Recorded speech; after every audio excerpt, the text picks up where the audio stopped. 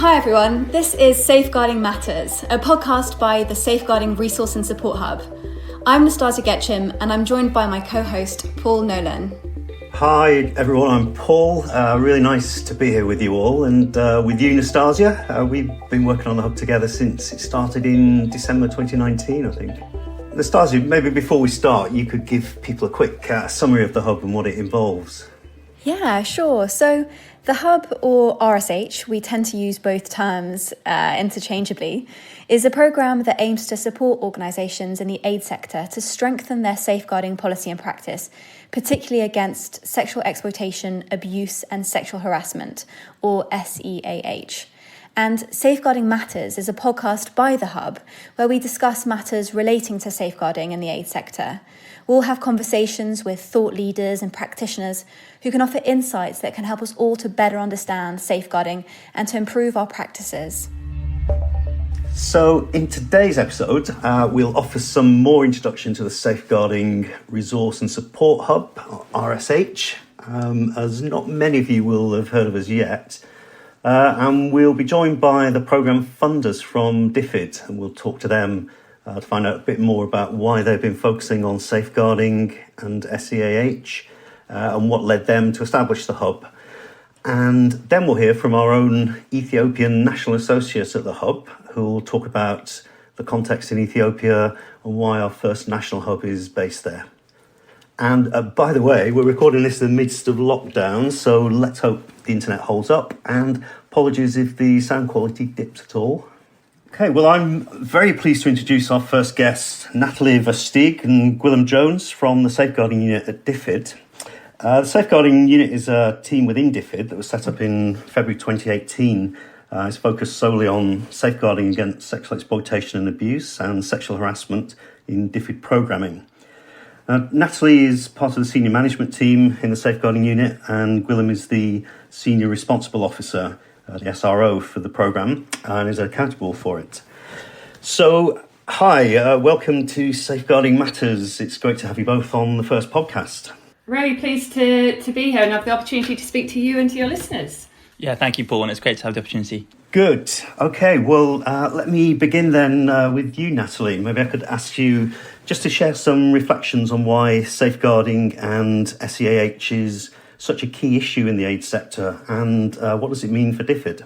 Yeah, thanks, Paul. So I think in early 2018, the aid sector's failure over many years to do enough to prevent and respond to sexual exploitation, abuse and sexual harassment really came into focus. And I think it was a wake-up call for us all that we were not doing enough and that we really need to do more, because I think ultimately, if we do not get things right on safeguarding and ensure protection of the most vulnerable, then we undermine trust in the whole sector and jeopardise all the really positive work that aid does.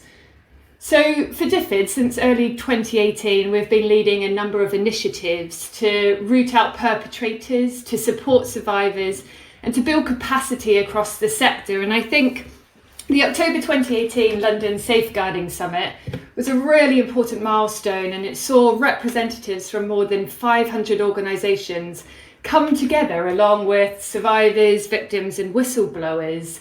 And at this summit, groups of organisations, so United Nations, private sector contractors, NGOs, donors and others, made commitments for change. And as you can see in the 1 year on reports from October 2019, so obviously 1 year on from the summit, progress against these commitments is being made by all organisations and we are seeing change. But we have to be honest and recognise that many challenges still do remain, and this is a long-term agenda requiring leadership and culture change, and culture change both within organisations but also within the societies in which we all live and work. So we're really determined to maintain momentum across the whole aid sector to ensure that the failings of the past do not happen again. Yes, well, safeguarding certainly has been on the agenda in a major way for the sector over the past 2 years in particular. Gwilym, you're responsible for the programme within DFID, and I believe you designed the original concept for the Hub. Where did the idea for the Hub come from, and how did you go about designing the initiative? So the idea of the Centre of Excellence, which evolved into the Resource and Support Hub, was first discussed at a summit in March 2018. And priority in the early design phase of the programme after that, as it has been throughout really, was to make sure that it was led and informed by evidence and engagement with end users. And by that we mean under-resourced, smaller aid organisations working in developing countries. So to understand more about the problem, we commissioned a scoping report which really drew on a wide range of primary data, including interviews and surveys with key actors from across the sector. And DFID also separately commissioned a survey of around 200 practitioners and downstream partners to really understand where the gaps were that needed to be addressed. We also made sure that we took what we call a survivor-centred approach, so prioritising and engaging survivors and victims and their representatives. So in 2018, we held a survivor listening exercise, which involved interviewing around 30 representatives of survivors and victims to really make sure that their needs and considerations were shaping our programme and our policy response.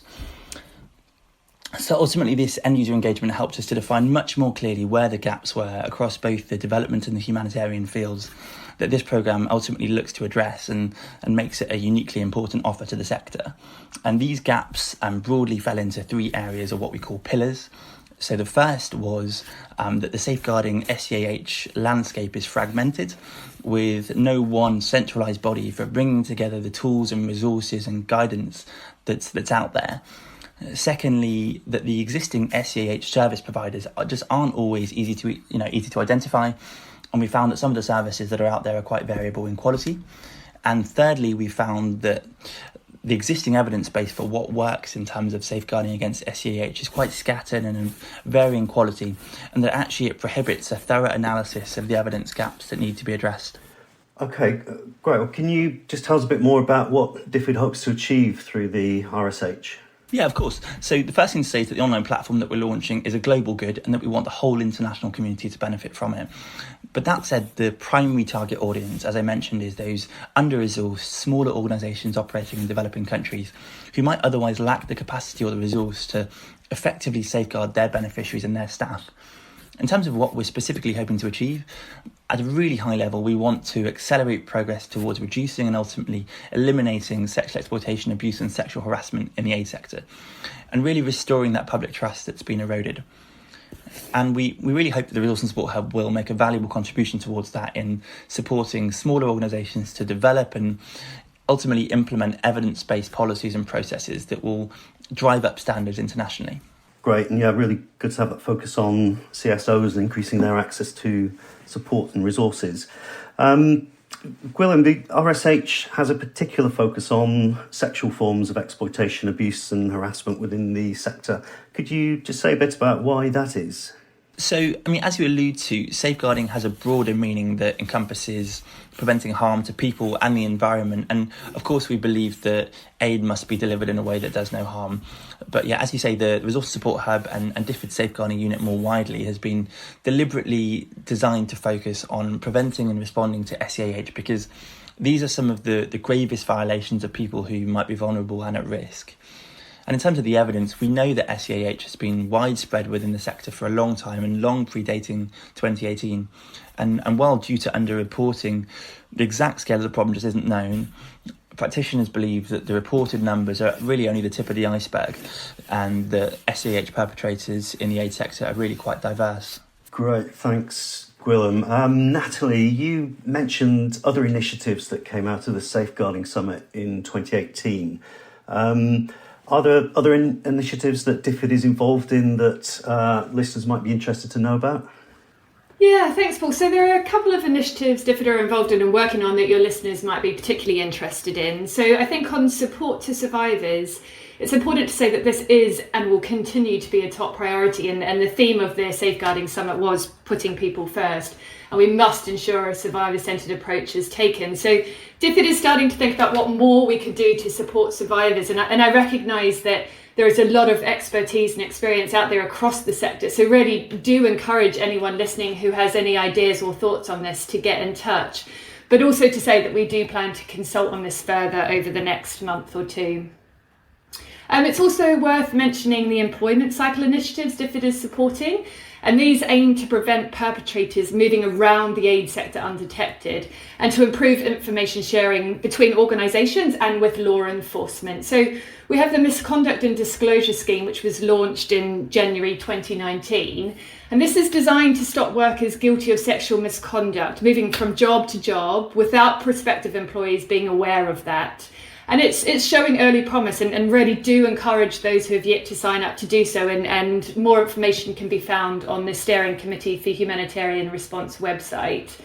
And we're also working with Interpol to improve vetting and information sharing across the sector and on an aid worker registration scheme, which we are hoping to pilot later this year. And then also just to mention some guidance and tools, which might be of interest to listeners as well. So DFID supported UK NGO platform Bond and a group of NGOs to develop a reports handling toolkit. And this is available on the Bond website. And a digital leadership and culture tool, which is expected to be finalised and also made available on Bond's website later this year. And we're also supporting the development of disability inclusive safeguarding guidelines. So these will complement the existing global standards on safeguarding by delivering real practical guidance on how to put them into practice when working with people with disabilities. And then just to say, given the critical role of international standards, DFID continues to support the Humanitarian Quality Assurance Initiative, so HQI. And HQI have established two mechanisms to facilitate access to its audit services. So they have a subsidy fund that can cover up to 90% of the cost of an audit, and a group scheme which enables several small organisations to join in an audit and divide the costs between them. So as I'm sure you're aware, there's a lot going on, and the initiatives that I've mentioned in no way exhaustive, but demonstrates that action being taken, and as I mentioned earlier, this is a long-term agenda, so it does require our continued focus and effort. Absolutely, and as you say, a lot going on, some great initiatives there, and we look forward to tracking those in the future. Gwilym, I believe DFID has also created a network of safeguarding champions across DFID and the country offices. Could you share a little bit more about that network and how that fits into all of this? So as well as the work that we at DFID are doing to build safeguarding capability and capacity externally and across the sector, we're similarly focused on looking internally to make sure that we're holding ourselves to the same high standards that we're expecting of others. So that means that really to affect long-term behavioural change on safeguarding within DFID, we need to do more than just issue guidance and tools, and actually we need people, in other words our staff, to be leading and taking the initiative on safeguarding norms and practices. So for that reason, this year we've set up a DFID-wide safeguarding volunteer network, which already has over 60 members across the world in DFID's offices. And these volunteers are responsible for building awareness and understanding, and also building capability on safeguarding in a way that we recognise that we can't do from our offices in Whitehall. Great, okay, good to hear. If I could maybe ask you both now, it's May 2020 and we're in the midst of the COVID-19 global pandemic. It's obviously having an impact across the world. Could I ask you just to share a bit about how the work of DFID and the safeguarding unit in particular has been affected by this, and how are you responding to the crisis? Yeah, thanks. So, safeguarding remains a priority in our response to COVID-19, and evidence suggests that exploitation and abuse increase during crises. So it's really important that we do not become complacent, and it will become harder to report cases properly, to provide support services, to investigate cases, and to really maintain a focus on sexual exploitation, abuse and sexual harassment, given there are a lot of other demands. But it's vital that efforts to safeguard against sexual exploitation, abuse and sexual harassment should be seen as life-saving and not as optional. Yeah, and just to add, as part of our response to COVID-19, through the Resource and Support Hub, DFID has developed two short guidance notes, one for DFID staff and one for aid organisations working in countries affected by COVID-19, on how to prevent and address SEAH in programmes during the pandemic. And these notes set out really clearly who's at increased risk of SEAH and provides practical suggestions on what concrete actions we should be taking to address SEAH in situations such as lockdown or rapid response of humanitarian action. And there's further guidance signposted on the Resource and Support Hub online portal. And more broadly, DFID also continues to coordinate our response, working closely with other donors. Thanks. So some real challenges that I'm sure will resonate with many of our listeners, but good to hear about the initiatives and supports available. And as you say, RSH will, of course, be part of that response.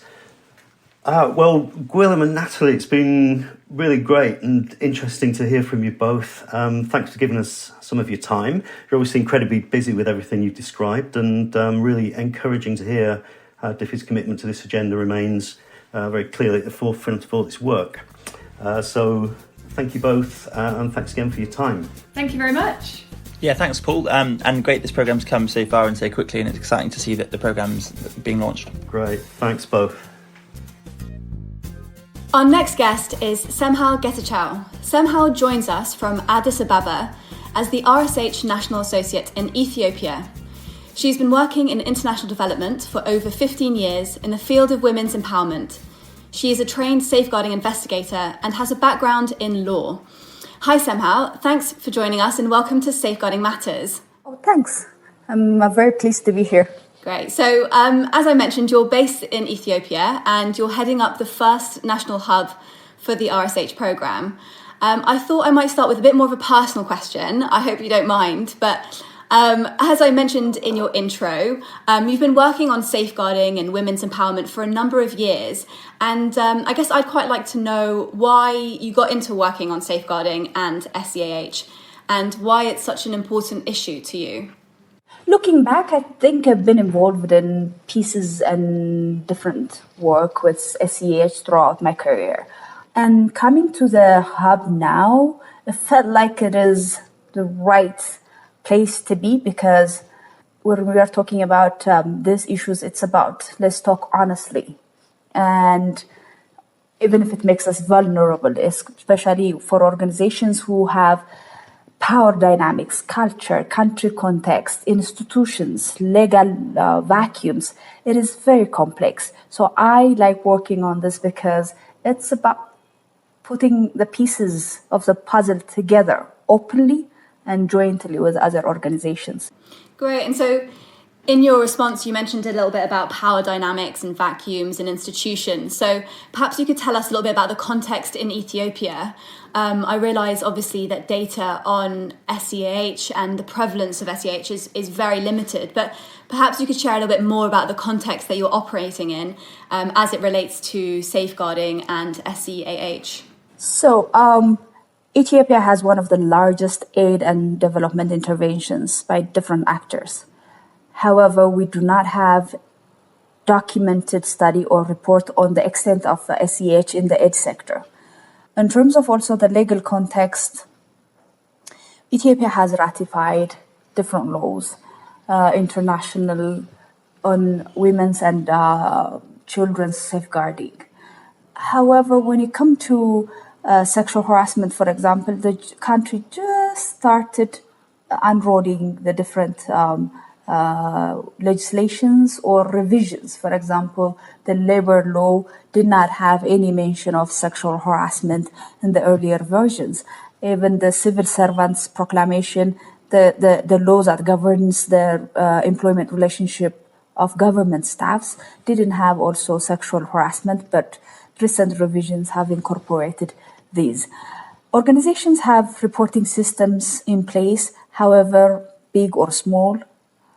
Some have hotlines, some have hotlines with face-to-face mechanisms for community-based complaints and response. The Civil Society Support Program, too, has conducted very interesting capacity assessment with almost 100 CSOs, and the finding shows that significant majority of the CSOs have the policy. Only 3% didn't have any policy in place. They have code of conducts and some staff induction in place. And there's also some level of, like I said before, reporting mechanism in place.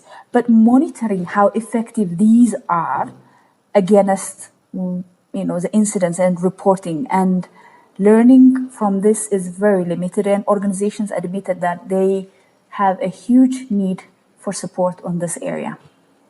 And in terms of drivers of SEAH in Ethiopia, poverty, gender inequality, weak institutions are some of the challenges.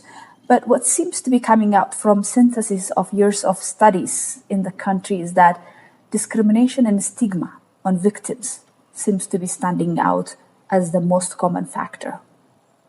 So reading this also, if you want, with the Ethiopian Demographic and Health Survey, recent 2016 finding that shows the abuse that is reported to the legal sector is the severe one, often multiple nature, physical and sexual violence.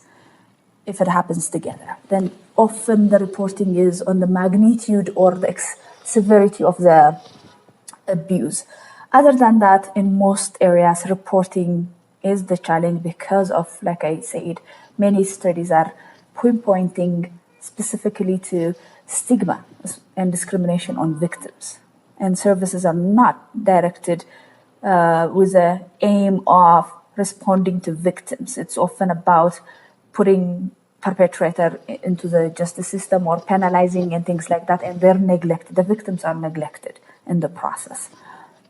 Thanks, Semhal. So you've raised a number of issues here, I think particularly around sort of monitoring and learning and really encouraging people to report instances where cases do arise, whether they're extreme or not, and to kind of build a culture of reporting and for those to be taken seriously. So, I mean, from these issues that you've raised, I wonder if you could tell us a little bit about what is already being done in Ethiopia to respond to this, and if so, what are the sort of major stakeholders and the really sort of key initiatives that we should know about? What is interesting about safeguarding initiatives in Ethiopia is that there hasn't been any collectively across organization initiatives until the recent 2018 Protection Against Sexual Exploitation and Abuse Network, which is primarily humanitarian, chaired by UN Women and co-chaired by WFP, is the first that's trying to try an across-the-board kind of initiative. For now, the members are international NGOs. They have a huge desire to have local CSOs, but the engaging them seems to have been not practical at this time. And they're trying also to have standardized materials, training material that's being produced, and they're planning to have it available in Amharic, Afan Oromo, Tigrinya, and Somali. They're in the process of also having a common reporting and help desk. The other organizations such as Save the Children, Catholic Relief Services, Plan International, and Oak Foundation have had initiatives that are organizational specific, but with detailed training and also setting up a community complaints and redress mechanism and support to local CSOs. Same is also happening by CSSP2 program, the Civil Society Support Program 2, which is working with 132 CSOs across the country and building their capacity. So these mostly are very organizational specific, and some are lost because institutional memory, they were not reported, documented properly. So for that reason, the country hasn't really built up a community of practice or a cohort of trained safeguarding experts as yet. And so perhaps that leads on nicely to RSH. I wonder if you could tell us a little bit about how the national hub in Ethiopia fits into all of this, so fits into this context and fits into what's already been done and what needs to be done. So the focus of this program is supporting smaller local CSOs in the country. This country-based initiatives provides, more intensive and relevant support to those CSOs, not all of whom can access the internet, of course. So some of the support will be through face-to-face training, monitoring or learning events, or even an offline app in the future. There is a discussion about that. By working at the national levels, we can really develop a set of activities and materials that respond to the specific needs of the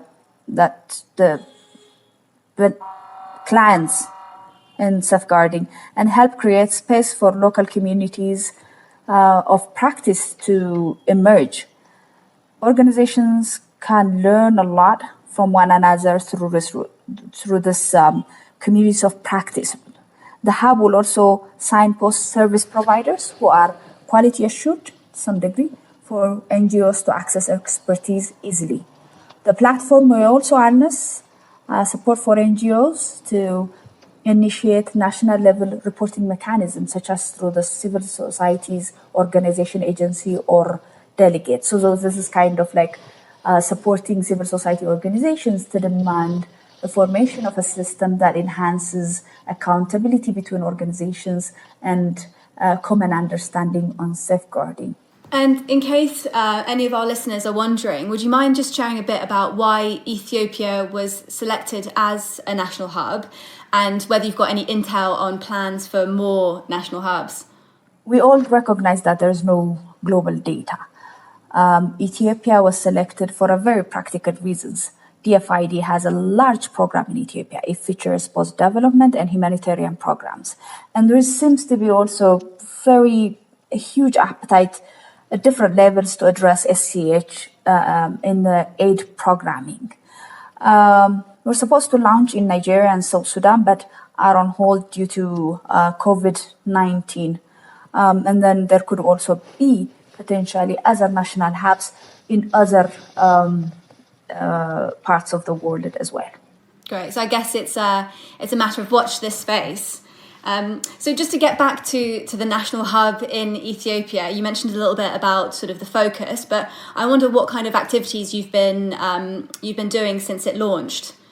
Well, since February, we've been very busy trying to scope what is happening, who's doing what, and trying to understand the country context. We've spoken to civil societies and others in the sector to learn more about their safeguarding concerns and needs. We have been searching for tools, resources, and research that are contextually adapted to Ethiopia. All of that is coming into pieces that provides locally relevant services, information, and capacity development activities. We'll be sharing materials that we find on the Ethiopian Hub page where we have permission to do so. We very much would like to have the materials that we put on the Ethiopia page to be locally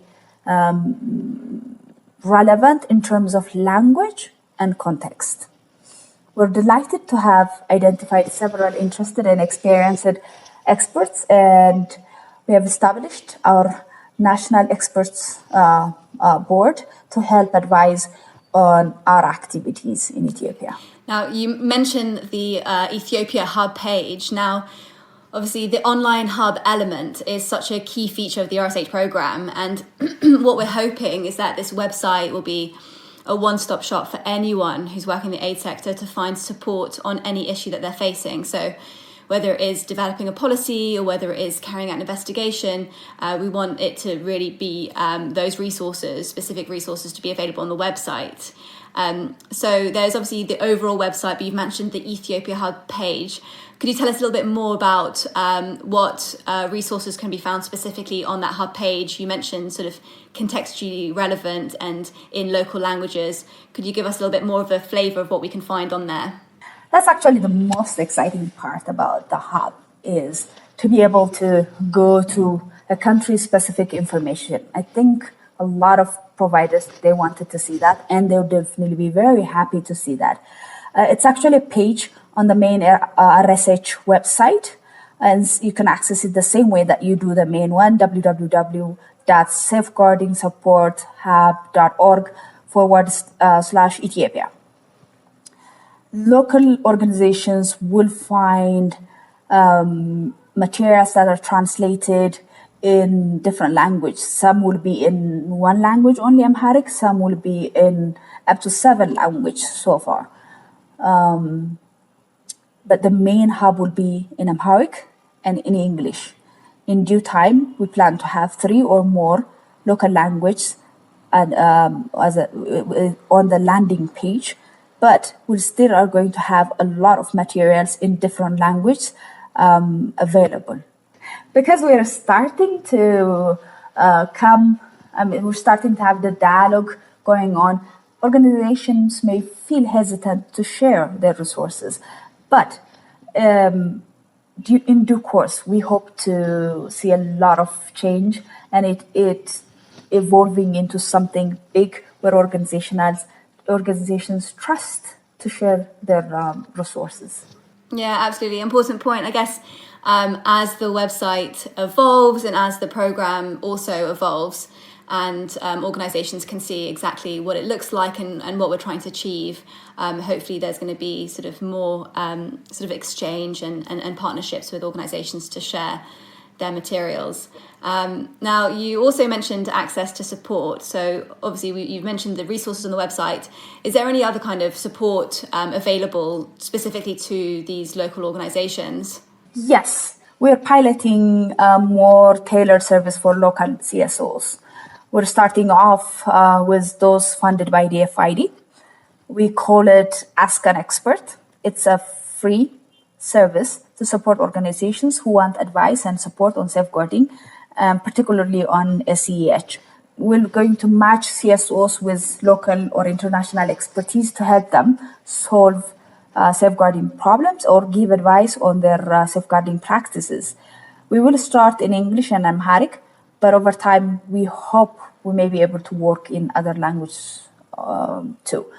More information on this and application details are available on the website because it has frequently asked questions section where they can get details. We think this will be really valuable as it helps go beyond general advice to provide a more intensive hands-on assistance. Sometimes that could really be very important to make those meaningful changes or solve really challenging situations that a CSO may be facing. Yeah, that's really exciting that there's going to be this bespoke support. So there's so much going on with the National Hub in Ethiopia, as you mentioned, sort of from scoping the landscape to collecting resources for the Ethiopia Hub page and then this sort of bespoke support. What do you think is going to be the key to the Hub's success in Ethiopia? That's a challenging question. Challenge for initiative like RSH is to understand what kind of need that users want. How do they want this kind of information to come? How do they access it? We're talking about a country which has limited internet access, and most of the access that they have is on a phone, not on a computer based. So whatever situation wherever materials we put online, then we have to be very careful. We also need to ensure we complement existing initiatives and support contextualized and localized support and make it very specific to the country. We do not want to duplicate. So we're working really closely and collaboratively with existing initiatives. The Hub needs to also engage with civil society and build trusting relationships. Right now, it's a difficult time because of the COVID pandemic. It has really restricted our ability to build relationships, go to offices, visit, negotiate, and also have good face-to-face introduction.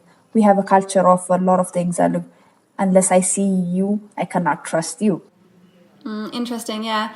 I mean, I guess connecting these meaningful relationships are always going to be quite challenging online, especially when it's not necessarily part of your culture or the way that you work. And I guess that in terms of building trust, the more the organizations recognize that the Hub is responding to their needs and to the data that they're collecting, the more trust will be built. But I guess that's over time, isn't it? Yes. The Hub needs also to look forward into phone-based apps that do not require being online all the time. When you get one-time access to the internet and it downloads it into your phone, and then you can access those resources. So the Hub is trying to also be very creative in light of the findings of the users. Yeah, and I guess it will also make for an interesting mix to have some online, some on an offline app, and also face-to-face. It's quite nice to have a combination of different styles of engagement. Yes. Well, thank you so much for your time, Semhal. It was really interesting to hear about, starting from your interest in this area to the landscape to what you've been working on so far. It was really insightful and engaging, and I'm sure we'll continue to see the result of all the hard work that you've mentioned on the Ethiopia Hub page and also in Ethiopia. We're excited. I think a lot of organizations are watching the space and also eagerly waiting what they will be finding there and trying to build it together afterwards. Great, thank you. Thank you. Okay, so that's it for today. We hope you enjoyed our first podcast, Safeguarding Matters. Thanks to all of you for listening. If you want to learn more about the programme, why not have a browse on our online hub at safeguardingsupporthub.org. Not only will you find the Ethiopia Hub page that Semhal has been speaking to us about, but you can also browse the site to find quality assured safeguarding tools, to read the latest evidence and guidance, and to become part of a community of practice. You can also subscribe to our newsletter, where you'll be the first to hear about new content, webinars, and all other events. Thanks so much for joining, and see you on our next podcast. Yeah, thanks a lot. Bye for now.